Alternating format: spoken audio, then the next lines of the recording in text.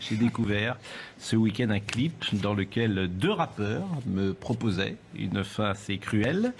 Mes propos, selon eux, mériteraient, j'ouvre les guillemets, puisque c'était dans les paroles de cette chanson et de ce clip, une balle dans le cervelet, le canon au fond de la bouche, ont-ils écrit. Alors, j'en ai été extrêmement étonné, puisque nous avons des débats autour de la table, parfois contradictoires, souvent.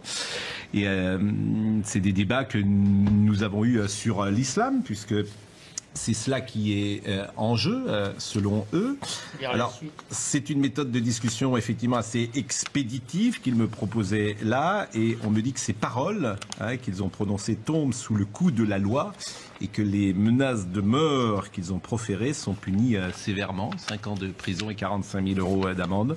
Donc, aujourd'hui, je réfléchis à la suite à donner à ces menaces. Deux rappeurs qui sont pour l'un très célèbres. Nekfeu est connu notamment, enfin pour ceux qui ne connaissent pas le rap par ailleurs, Nekfeu est connu notamment pour avoir chanté dans la chanson de La Marche, le film La Marche qui parlait de la marche des beurs, de réclamer un autodafé pour, je ne sais plus ce qu'il disait, pour les gens de Charlie. Quoi. Je vous cite exactement, les journalistes salissent l'islam, sont amateurs, pardonnez-moi de me citer comme Pascal Praud, entre guillemets, ils mettent salope, c'est moi, selon eux, ça mérite une balle dans le cervelet, le canon au fond de la bouche. Je suis musulman et je suis fier de l'être, on va jamais me traîner dans la boue. Voilà ce qui se dit en France dans des chansons de rap avec c'est tout le temps le rap. Avec la personne que vous avez citée visiblement est le rappeur rap, très il y a connu. tout le temps. C'est tout le temps. C'est très consubstantiel. Le rap exprime une certaine culture qui est, on peut appeler ça la culture des ghettos. Je suis navré.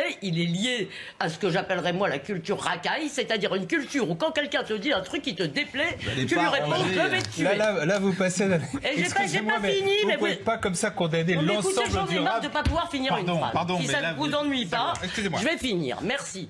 Donc je pense qu'il y a un problème qui est consubstantiel au rap, qui n'est pas accidentel. C'est le cœur de la culture. Ça ne veut pas dire qu'il n'y a pas des gentils rappeurs comme Medine, etc. Mais c'est le cœur de cette musique. Je suis navré. C'est une musique qui vient des ghettos américains, qui exprime sa haine de ce qu'ils appellent le système. Il n'y a pas des menaces de mort dans tous les chants de rap. Comment ? Il y a pas. Il y a beaucoup de menaces contre les policiers.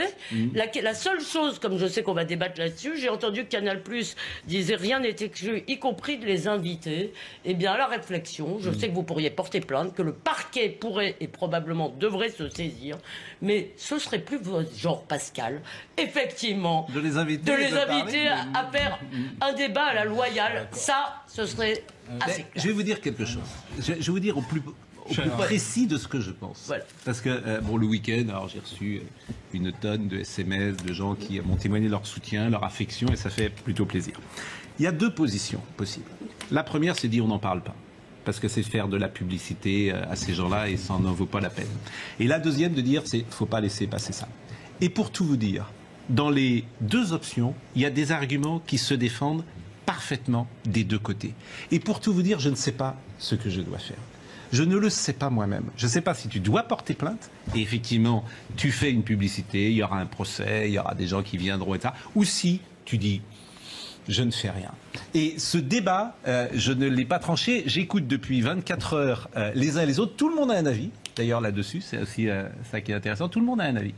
De dire, beaucoup de gens disent, faut pas laisser passer ça, Pascal, tu peux pas laisser passer ça, c'est pas normal. En plus, ne soyons pas dupes. Parfois, il y en a qui peuvent aussi instrumentaliser. Bien évidemment. Cela, donc. Et ils peuvent être relaxés parce que. Et voilà, donc je suis dans cette situation que je vous soumets. Jacques Séguéla. Le communicant peut te répondre. Oui. Il y a une règle en communication qui ne dit mot consent. Donc, il faut répondre. C'est une manière d'y répondre, là, d'une certaine manière, d'en parler comme on en parle là. Répondre avec intelligence et avec humour. L'humour est très important. Bien sûr. Mais il faut répondre. Oui, mais est-ce que la réponse doit être judiciaire ou pas ? Là, c'est une forme absolue. Non, mais là, c'est une forme de réponse que nous donnons là, et même. Non, le silence n'est pas une réponse. Non, mais là, on n'est pas. Il ne faut pas être silencieux. Mais est-ce qu'il doit avoir une réponse judiciaire ? C'est ça ? Est-ce qu'on doit porter plainte ? Oui, bien sûr. Sinon, il n'y a pas de réponse. Je suis d'accord avec vous, Elisabeth, sur le fait de les inviter.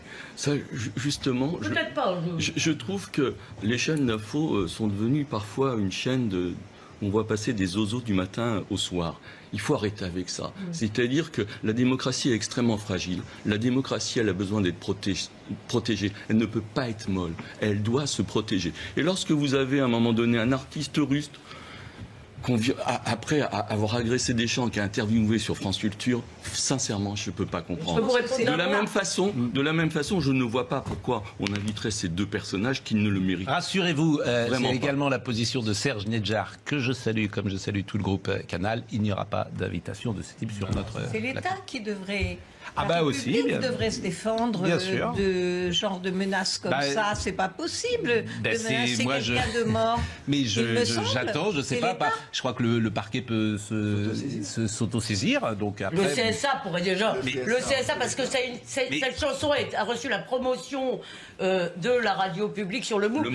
J'entends votre argument. Alors ça, pardonnez-moi, ils ne l'ont pas, visiblement, ils ne l'ont pas diffusé, hein, le MOVE sur... Vous l'avez trouvé sur le site du MOVE. Oui, sur le site, c'est bien, mais il n'a pas été diffusé, donc il faut être assez précis. Et je salue également François Rousseau du Parisien, que j'ai eu plusieurs fois cette semaine. Et qui a fait un bon papier. Et qui a fait effectivement un papier. Juste, j'entends votre argument, et d'ailleurs, je n'ai pas de religion sur le sujet. Effectivement, je ne suis pas sûr que j'ai envie de les voir parler. Je voulais juste dire qu'il y a quand même une supériorité de ce que j'appellerais l'esprit français de discorde civilisé, de l'échange des arguments, et que j'en ai assez d'entendre toute la journée des gens réagir par la menace et l'intimisation au désaccord. On l'a vu avec Mila, on l'a vu avec Zineb El Razoui, on le voit maintenant avec Pascal. Dès qu'on dit un mot de travers sur l'islam dans ce pays, on se fait menacer de mort. Oui, mais il n'y a pas que... Alors, pour le coup, il n'y a pas que l'islam, c'est-à-dire que ça va dans un contexte général où aujourd'hui, Madame Agazaski ne peut pas aller s'exprimer à Bordeaux sur la PMA, Geoffroy Lejeune n'a pas pu s'exprimer à Sciences Po Lille, etc. Donc c'est un climat de radicalité qui existe.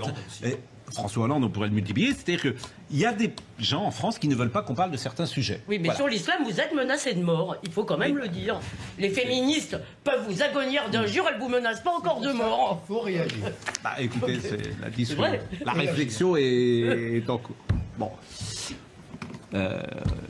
On va marquer une page de publicité. J'en profite aujourd'hui pour saluer un anniversaire, si vous me permettez, parce que mon papa a 85 ans, donc il est de 1935, c'est une bonne année, donc je lui dis... Comme mon père. Avec toute et que tout va bien. Bon anniversaire, alors. Pascal laisse porte bien. Bon anniversaire, monsieur. Ce qui est drôle quand arrivent des choses comme ça, c'est que, en fait, nous, on est des grands garçons, mais l'entourage, effectivement, est parfois un poil ébranlé, disons.